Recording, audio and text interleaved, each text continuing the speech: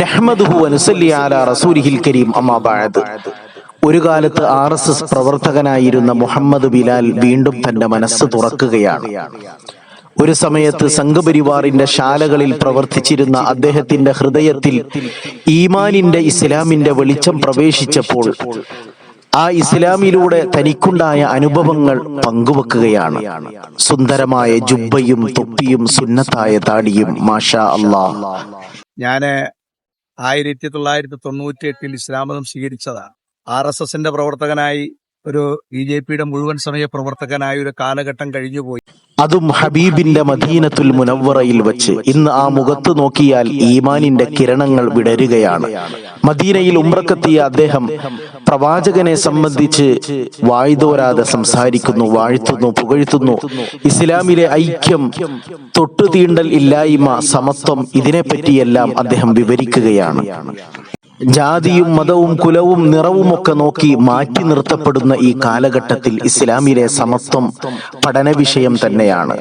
കറുകറുത്ത ബിലാലിനെയും ചുവന്നു തൊടുത്ത സൽമാനുൽ ഫാരിസി റളിയല്ലാഹു അൻഹുമ ഇവരെയും സൗഹാർദ്ദത്തിന്റെ ഏറ്റവും വലിയ ഉദാഹരണമാക്കി മാറ്റി അള്ളാഹുവിന്റെ റസൂൽ സല്ലല്ലാഹു അലൈഹി വസല്ലം. മക്ക ഫതഹിന്റെ അവസാനത്തെ പ്രഭാഷണത്തിൽ അള്ളാഹുവിന്റെ റസൂൽ സല്ലല്ലാഹു അലൈഹി വസല്ലം മുഴക്കിയത് അനശ്വരമായ മനുഷ്യ സ്നേഹത്തിന്റെ, സമത്വത്തിന്റെ ശബ്ദധ്വനികളായിരുന്നു. അവിടുന്ന് അരുളി, അല്ലയോ ജനങ്ങളെ, ഇന്ന റബ്ബക്കും വാഹിദ് വ ഇന്ന അബാക്കും വാഹിദ്. നിങ്ങളുടെ റബ്ബ് ഏകനാണ്, നിങ്ങളുടെ പിതാവ് ഒന്നാണ്. നിങ്ങളെല്ലാം ആദമിൽ നിന്നാണ്. ആദം അലൈഹിസ്സലാത്തു വസ്സലാം മണ്ണിനാൽ സൃഷ്ടിക്കപ്പെട്ടവരാണ്. എന്നിട്ട് പറഞ്ഞു, നിങ്ങളിൽ ഏറ്റവും വലിയ ആദരണീയൻ അള്ളാഹുവിന്റെ അടുക്കൽ നിങ്ങളിൽ ഏറ്റവും വലിയ സൂക്ഷ്മതയുള്ളവനാണ്. അതല്ലാതെ കറുത്തവന് വെളുത്തവനേക്കാളോ, വെളുത്തവന് കറുത്തവനേക്കാളോ, ചുവന്നവനേക്കാളോ ഒരു മഹിമയും മഹത്വവുമില്ല, പ്രാധാന്യമില്ല. ഇല്ല ബിത്തഖ്വ, ദീനിലുള്ള സൂക്ഷ്മത കൊണ്ടല്ലാതെ. അയിത്തജാതിക്കാരനായ ഒരു പട്ടികജാതി കോളനിയിൽ ജീവിക്കേണ്ടി വന്ന എനിക്ക് മഹാനായ നബി സല്ലല്ലാഹു അലൈഹി വസല്ലം തങ്ങൾ അന്ത്യവിശ്രമം കൊള്ളുന്ന ഈ മദീനയുടെ മണ്ണിലെത്തി നിൽക്കുമ്പോൾ പ്രവാചകനെ പുകഴ്ത്തിക്കൊണ്ട് മുഹമ്മദ് ബിലാൽ തുടരുകയാണ്. ഈ സമത്വവും സാഹോദര്യവും സ്ഥാപിക്കാൻ ലോകത്ത് ഒരാൾക്കും കഴിഞ്ഞിട്ടില്ല, മുത്തുനബി സല്ലല്ലാഹു അലൈഹി വസല്ലം തങ്ങൾക്കല്ലാതെ.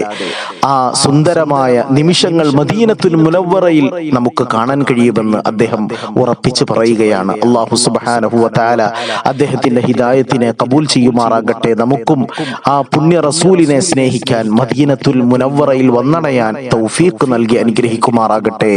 അല്ലാഹുമ്മ ർസുഖ് ലനാ സിയാറത്തൽ ഹറമൈൻ ശരീഫൈൻ വലാ തഹരിംനാ അൻ ദാലിക ബിസബബി ദുനൂബിനാ യാ റബ്ബൽ ആലമീൻ. ആമീൻ ബിറഹ്മതിക യാ അർഹമർ റഹീമീൻ. സല്ലല്ലാഹു അലാ മുഹമ്മദ് സല്ലല്ലാഹു